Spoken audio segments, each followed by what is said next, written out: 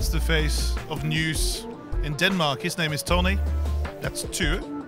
And they do something very, very different. They make young people listen to the radio with news in it. What's the secret? I think the secret to doing good news coverage for young people is to use your own voice. And, not go on air and read the news, but instead, talk about the news, engage yourself in the news, think about the news in the same way that people, will have a conversation at a cafe about something a politician said somewhere. They'll have an opinion about that, and that's our take on it. Actually, it's quite simple. So we talk about the news in the same way that we talk about the news. So it's literally the two of you being mates and discussing the events of the day. Absolutely, and then trying to come up with new ideas to make the stories different and to make the people that we're interviewing different.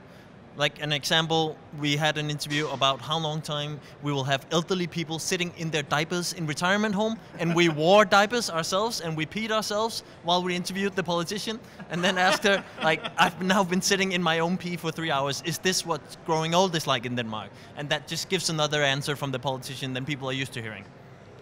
That's so disgusting, it's fascinating. How was it sitting there for 3 hours with, It was really hard to go to the toilet in your own pants. It's remarkably difficult to pee yourself, actually.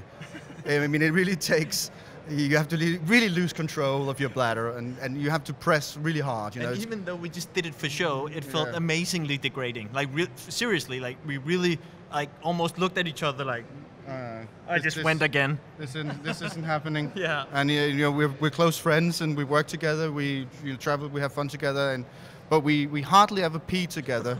But we did that day, and with our listeners as well, and with a politician in the studio. And I think her answers were different because she knew we were wearing diapers, and it made it really personal for all of us. We even did a breaking news. I'm now peeing myself again. So. But news traditionally, and the reason why it's read by someone with a deep male voice and being very, very proper, is because news is it's war, it's famine, it's death, and it's all these horrible things.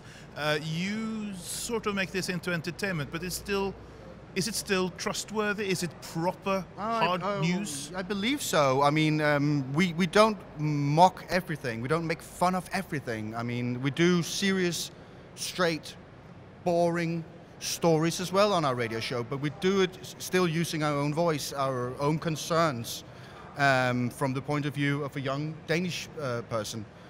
So I believe that you can maintain your credibility and still, use your own personal voice instead of just, reading a news telegram that somebody else wrote.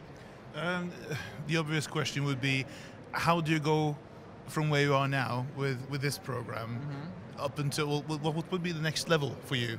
World domination, I believe, would be. Yeah, now we've got the recipe. That's the wrong choice, though. Now we've given away the recipe for the whole of Europe, so now everybody's going to sound like us. We'll have to come up with something different. Maybe we'll start reading the news again with a very serious voice. We were talking about that recently, actually, going back to reading the news. It could be funny. Seriously, I used to read the news. I was a newsreader on the hour, and it's so weird. Like, when you think about it, that was the only time I used that voice. And people would come up to me in a bar and say, "Hey, say something in your news voice." I mean, how weird is that? So that's also why we just decided to throw that away and then talk about it like we talk about everything else. So we do, and even the news on the hour is not any longer a monologue. It's a dialogue with Tue doing the news, reading the news, so to speak, and me interacting and asking and going, didn't he just say the opposite the other day? Wow, that's weird. Or, that makes me think of, didn't that politician say, is that the same argument, or that's completely different from whatever's going on?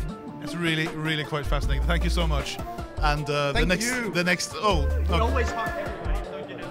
Oh, that's the first hugging interview.